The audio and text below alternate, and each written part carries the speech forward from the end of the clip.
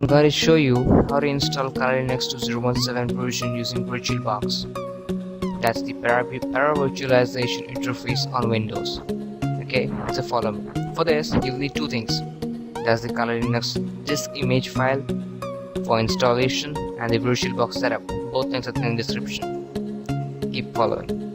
Open the VirtualBox for the first time. There you go. Click on new.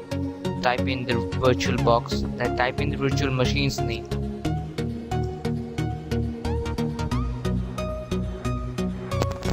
As you can see, it automatically changes. Check into Debian 64-bit.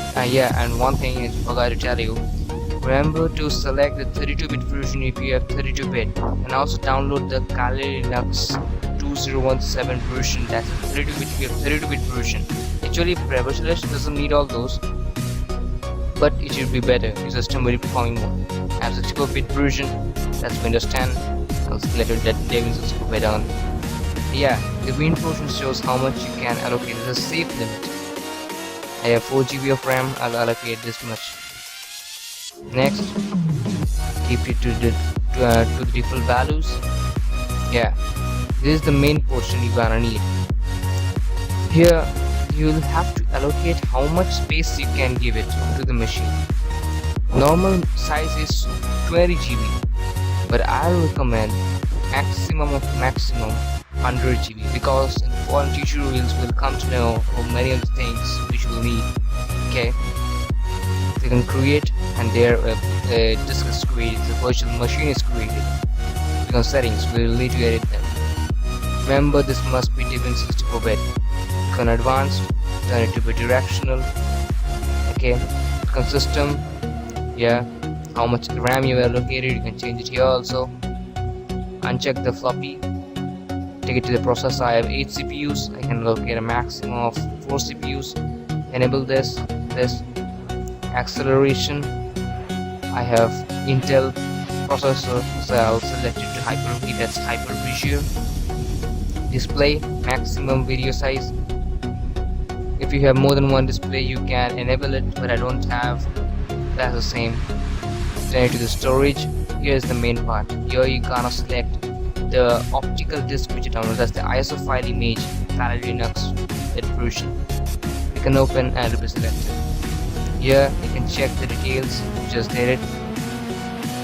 And yes, more or less the same. And here, click on the network. If you want to use a bridge adapter, you can use a bridge adapter, but I would prefer to use the NAT version. Always the NAT version. Click on OK. And there the settings are saved. You can start. Now your installation, the machine system installation will begin, and you have to select more and more options. Just relax, this is not the end. There's much more. Okay, using the arrow keys, select to graphical install, press enter. Actually, graphical install is the easier interface for new beginners, so I'll recommend that.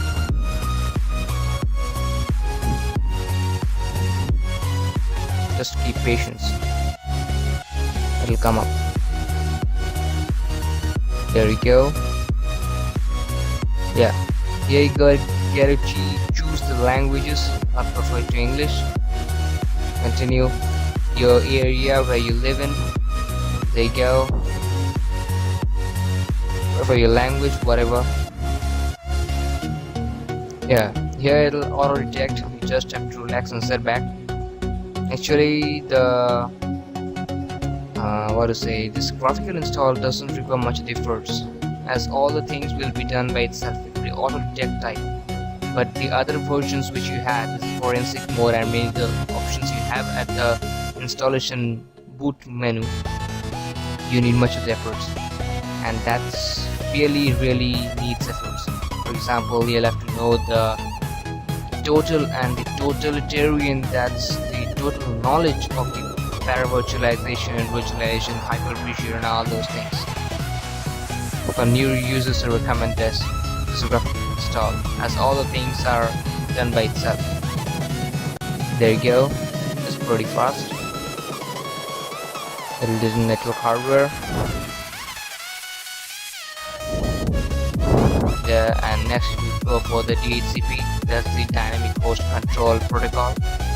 There it goes, control with DHCP, the network container successful, leave it blank. If you here you type in your own name, whatever you prefer, there you go, and prefer your domain name if you are on LAN, that's local area network. I'll keep it to pinaxx.com. Yeah, one thing over here, remember the password which you're typing in. Just remember, if you forget it, you won't be able to log in. Here is the password I gave.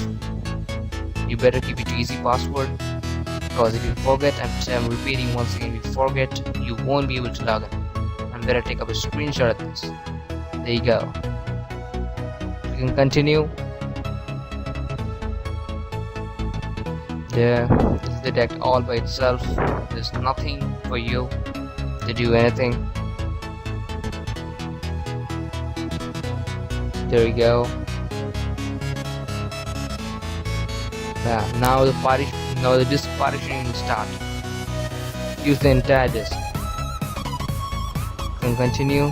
There the hard disk is selected. That's 107 GB, but you select 100 GB, but it will allocate itself a more of 8 GB to itself.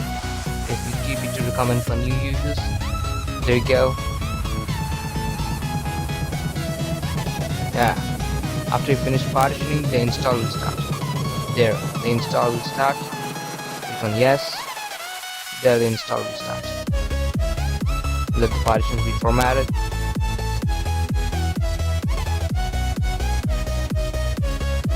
Just keep patience after this, because actually all this depends on how much RPM is your hard disk. You can actually do a Google of your model number and get to know about the installation starting. And what I was telling, that you can actually do a Google and know about your hard disk RPM. My hard disk RPM is about 1500 RPM. That's 5400 RPM, and it's pretty much fast. So that's why it will take about 8 minutes to install. And so I'm skipping this part. See you in the next. Okay, let it finish, then I'll get it back.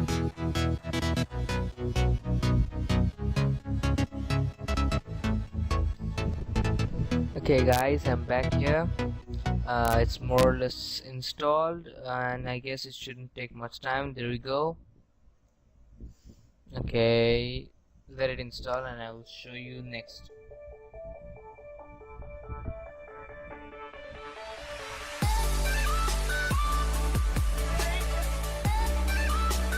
It should be over.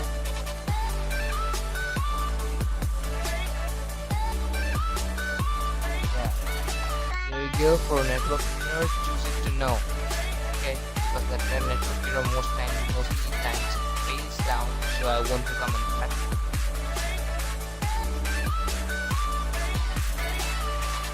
You can continue. There you go.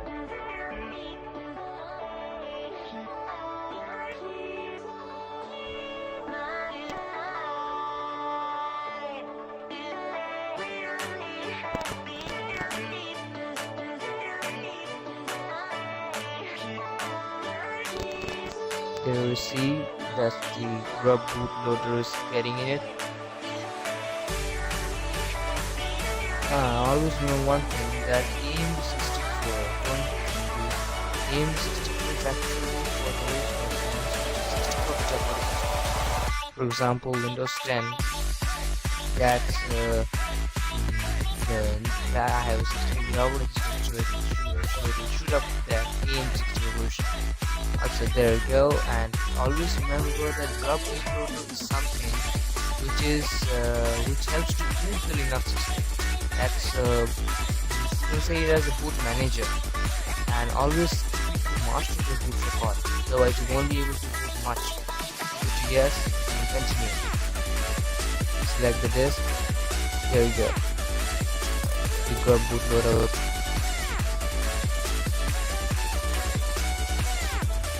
Okay, so before that, let me tell you some of the important things.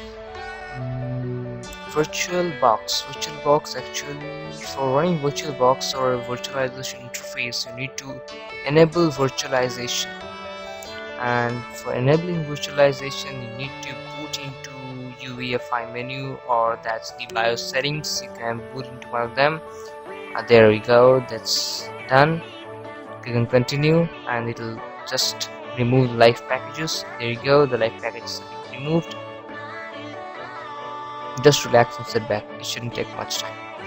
Okay, so what I was saying, that for enabling the for running the VirtualBox, you need to enable virtualization interface. As the virtualization interface, you need to enable it.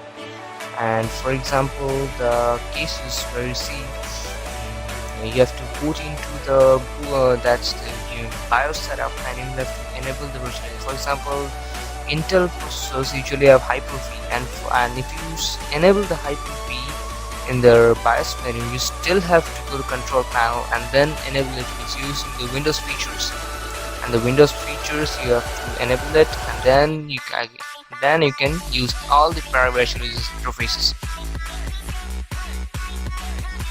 Okay, so fine, we are near to the end, and you can see the updates are going on, and it will just complete as fast as possible. And there we go, the system is rebooting, and then just you can see the legendary Kali interface, and there the Kali Linux is booting up. In Linux, the main target of all users, especially for beginners, is to master the command line interface.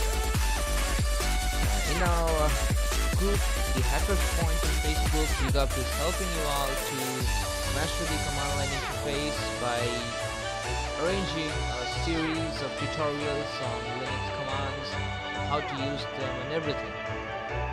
And you can see here the login menu over here. Enter the username as root. Always the username as root, R-O-O-T, and the password will be that one which I told you to remember at the time of installation. You remember? I told you to take up a screenshot. If you don't remember, go and take a look at the screenshot there. Everything should go fine. No installation errors, please. There, I guess it's booting up, and there you can see we successfully booted up into the Kali interface. This is the Kali logo. You can see Firefox, Terminal, which are the default in there. The files, Metasploit, the legendary tool Metasploit, Armitage, Beef, and Leafpad, and etc. and many things. As I told, the command line interface, you have to master the terminal, and that's what we will be helping you in our future tutorials. Stay connected with us. Thank you.